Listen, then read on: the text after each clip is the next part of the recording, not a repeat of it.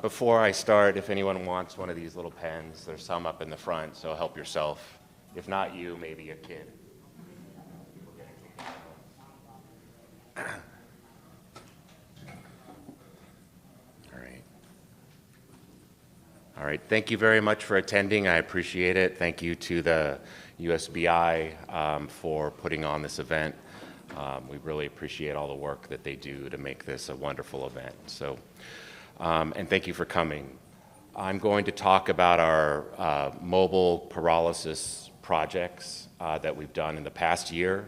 I'll start with a little introduction about Earth Foundries, so you have an idea about who we are, and then I'll move on to the projects that we did, lessons learned, things around permitting, what type of customers are interested in our service, logistics of these operations, the operations themselves, a little bit on carbon crediting and so forth. Feel free to stop or raise your hand, shout out if you have a question. I'm happy to answer anything as we go if something is not clear, so don't be shy. All right. Let me start by saying who Earth Foundries is and why we're here. We started Earth Foundries because we wanted to end catastrophic wildfire in California. And we wanted to do that by lowering the cost and carbon footprint of forest health and hazardous fuel reduction projects. So in that goal and mission statement, you don't really see biochar anywhere, do you? But to us, biochar is a vehicle to help us achieve that goal, to help achieve that lowering the cost and carbon footprint of forest health projects. I'll go through what we're doing with the Tiger Cat carbonizers. And sometimes I get the question, are you with Tiger Cat? No. We're using Tiger Cat's product to provide our service. There are folks here from Tiger Cat downstairs who can answer your specific questions about the products, but I'm just a customer of Tiger Cat. The other thing I'll say is for all the pyrolysis nerds here, your pyrolysis machine has higher efficiency than the Tiger Cat carbonizer. There's no two ways about that. But we chose it because we're in California with a desperate problem to address all of the unmerchantable forest mass in our forests. And we wanted a way that was available now to deal with that and not just get rid of it, but do something with it, make something useful out of it. So that's kind of my little spiel to start. So more on Earth Foundries. We're a certified woman-owned business, small business, and a B-Lab certified benefit corporation, and we were founded in 2021 by my wife and I. My wife, who you may have met here earlier, had to fly off back to California for a bid walk in the Mendocino National Forest, so she couldn't be here. But she's kind of the brains behind the operation here and the impetus for why we're doing it. She has a background in environmental policy and planning, and then spent about the last 10 years with the Santa Clara County Fire Safe Council. Just about every county in California has one, and its aim is to help the county be prepared for wildfire. So she was involved in a lot of large landscape scale forest health projects, and her customers always said, what are you doing with all that stuff? What are you doing with the unmerchantable material? And back then they were just taking it to the dump. With 1383, a law in California, you can no longer do that. And people wanted to find a more sustainable way. So this was a problem that she identified. Around the same time I retired from my career in technology, and we decided we wanted to solve this problem as native Californians. What can we do to help address the California wildfire threat? So that's why we're here. So what is it and what are we trying to accomplish? This is an overstocked eucalyptus forest in California. Not the common thing that happens, but it's kind of the before and after, removing all the unmerchantable material to make it less of a fire danger. This is a park in the San Francisco Bay Area that was planted as a eucalyptus plantation over 100 years ago, and was really was a serious fire threat. So by the end of this project, we had treated over 650 acres and processed a lot of the material into biochar. What does Earth Foundries do? We take, we basically run an operation. It could be a whole forestry operation, or it could just be disposal of the wood, disposal being through biochar creation on site.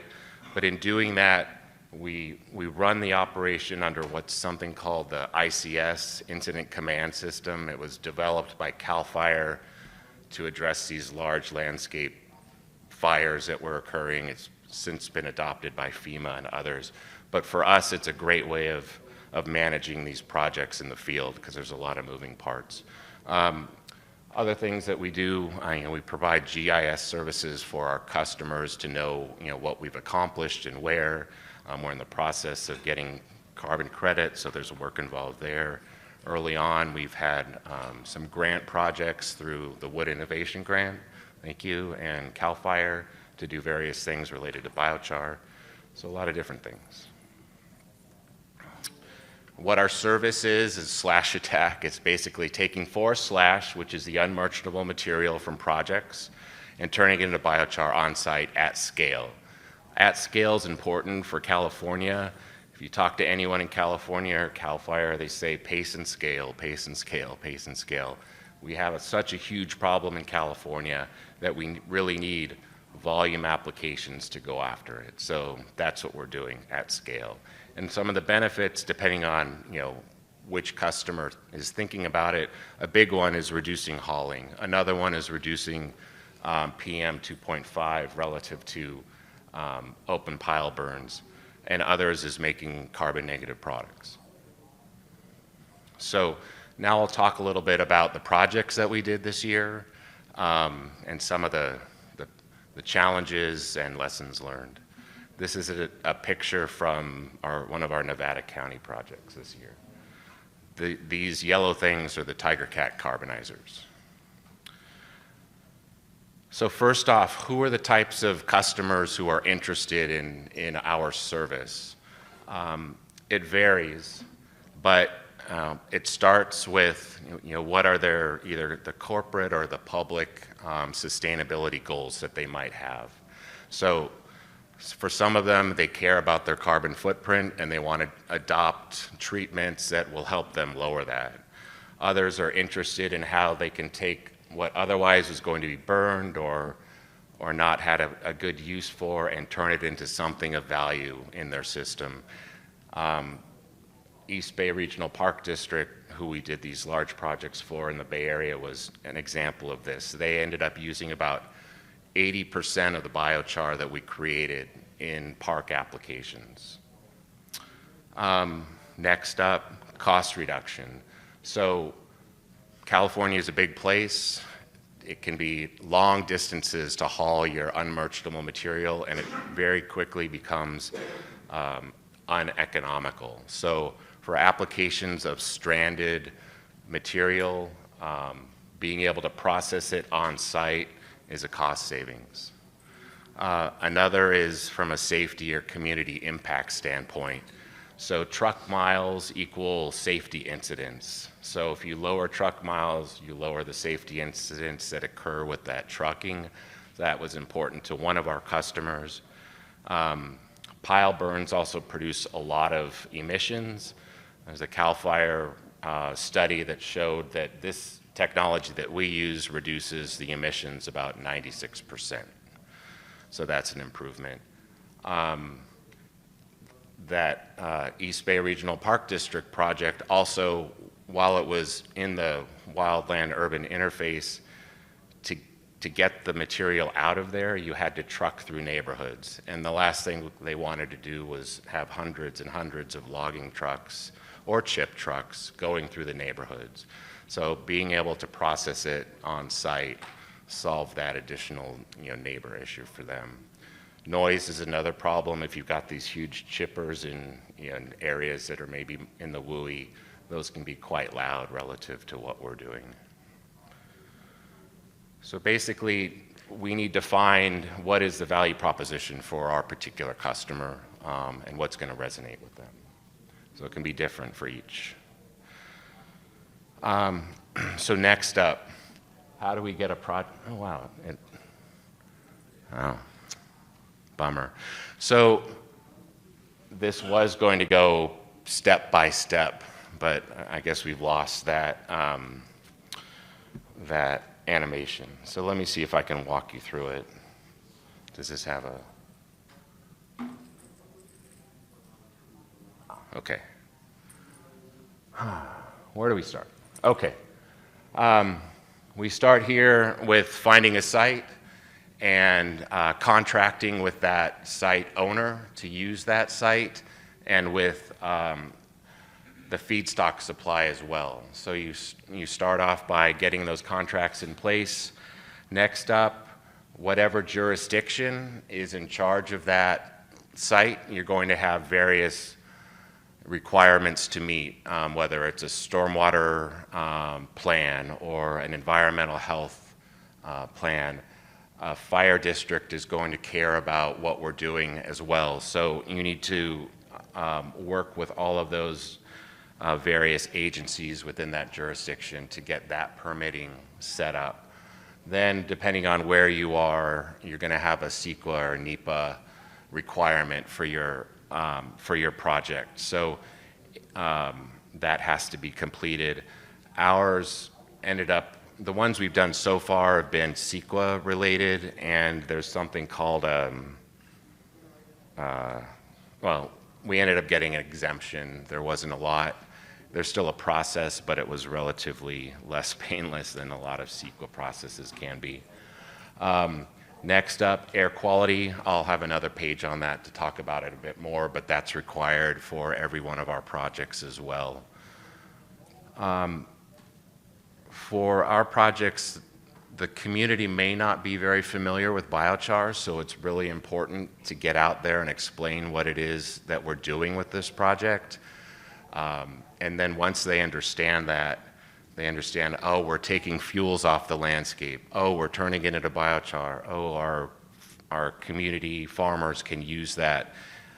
You build a lot of interest and trust and desire to see the project happen. So that's a really important part of making these projects happen, is getting the community support for them.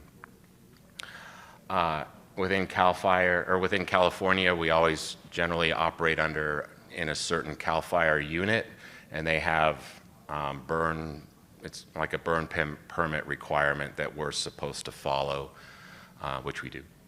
Talks about what temperature, humidity, and wind you can operate under, what safety requirements you have to have in place. So that's another thing. And then once you've got all that, then you go to the Planning Commission. You'll get approval there, or you may go to the Board of Trustees if it's a park district, or the Board of Supervisors if it's a county, whatever it is. But then once you've got all of these things, then you get their approval. So, and then you do this for every project that you make.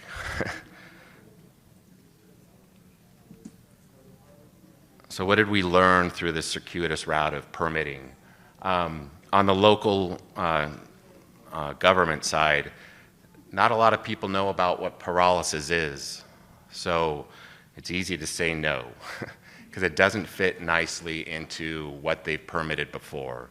So this is where that education early is important, in engaging with the community and engaging with the decision makers with those agencies is important.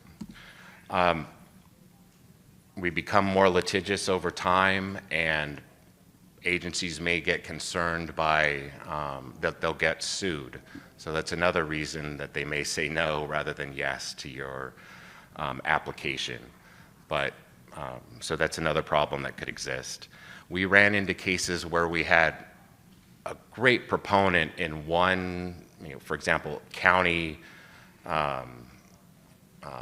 part of the agency they were totally on board with what we were doing, but their colleagues next door like didn't know what was going on, and it took a lot to educate them and then get them on board as well. So you need to watch out. You might feel like you have a lot of support, but there's a lot of different pieces of the organization that ultimately have to say yes. And then in California, sometimes a for-profit corporation like we are can be looked sideways, like what are you doing? How are you going to be making money off of us? So that's sometimes an issue. And then on the air quality district side, first off, there are 51 air quality districts in California, and everyone's unique. You're going to face different requirements depending on where you reside. I'll just say, if they're not familiar or they don't have an easy box for you to fit in, then they default to the most complicated process to get you approved. And that kind of goes back to the legal process can outweigh the clean air goals. So what I mean by that is we had an air quality district that was approving pile burns left and right of us, but then we were doing something that is 96% cleaner than a pile burn, but they were saying, oh, we can't use that in our analysis of what we're trying to do to permit you. So you just have to be persistent when those types of things come up, but they will.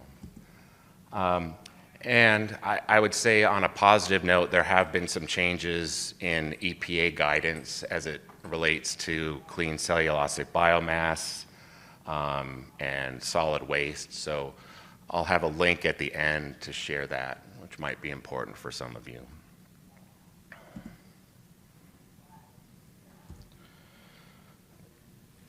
The animation, whatever, 5 minutes. Oh, geez, holy smokes. Okay, wow. So how do we get through this? The best one is to go with somebody who really wants to do what you're doing. I mean, obviously, that's like, if somebody is on board with you, great. Fish where the fish are. But what's going to happen is you'll probably have one of these in here or two of these in here that may make sense, and you grab onto those. You may have a proponent in one area of the county or whatever that's gung-ho to do what you want to do. Leverage that and then go forward. And then more blocking and tackling is, clearly identify the requirements. We were meeting at a forestry conference last year with the Forest Service, actually the head of the Forest Service made the comment that a lot of things that were happening became kind of cultural. Like you couldn't really go back to a point and say that there's a law that specifically says you have to do this. So his suggestion was just, ask questions. Why is this being done? What do you need? And really get clarity on what's important.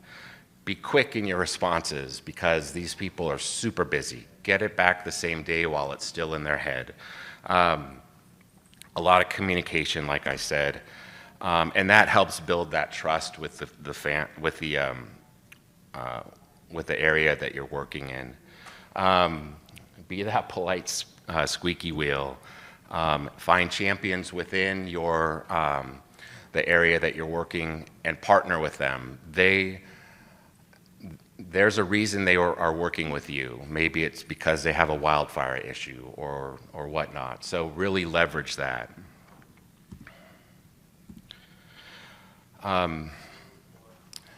These mobile pyrolysis projects are like setting up a whole project,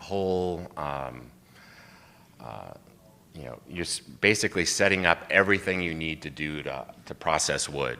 So this is where our ICS process comes in handy, all the things that are required to process that down to getting the right porta potty out there.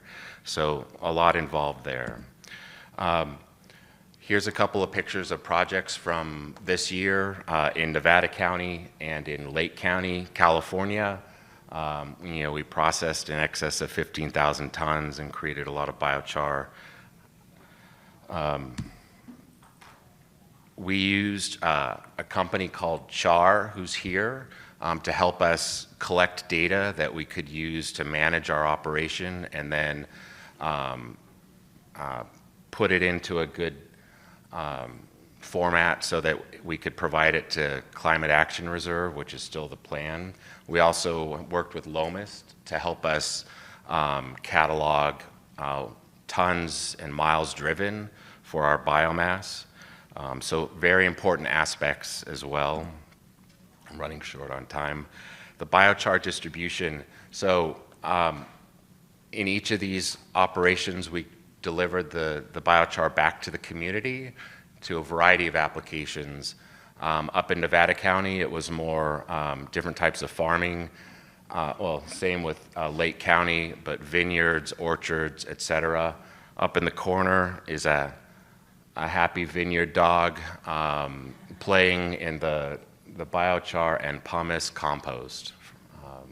So providing this back to the community really closes that circle that I was talking about, the circular economy, that they're seeing something of waste turn into something of value for their economy. So it's really brought a lot of positive vibes in the community towards the projects we were doing. Briefly, lessons learned. It's all about feedstock management. Keep it dry, keep it clean. As far as the consistency, we had we figured out how we needed to load the machines to keep the efficiency up. We had initially done a lot of projects on eucalyptus, which was very homogeneous, and we found that with our projects up in the hills, we needed to do some filtering on the output, so that was a good lesson learned.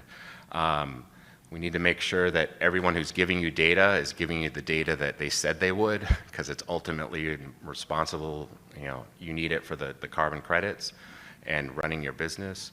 And then we eventually got OMRI certified for our biochar, but that also prevented a few of the farmers from being able to use it. I'm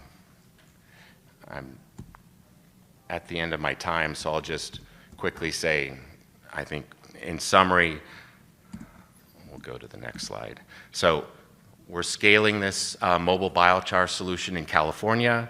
It's happening. Permitting is an issue, but you can get through it, building that trust, being persistent.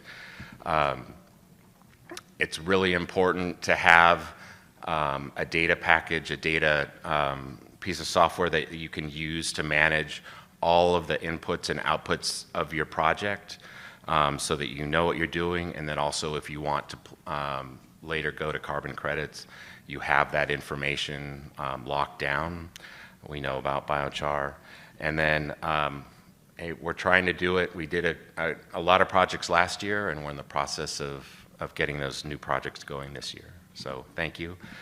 Thank you. And I'll just say that EPA determination that came out earlier this year had to do with what clean cellulosic biomass is and how it's treated by the EPA. So good things for pyrolysis in that regard. Earth Foundries created a biochar story map that you can look at and learn more about biochar, who's providing it, et cetera. And then here's some contact information for the company. So thank you. Thank you for your time.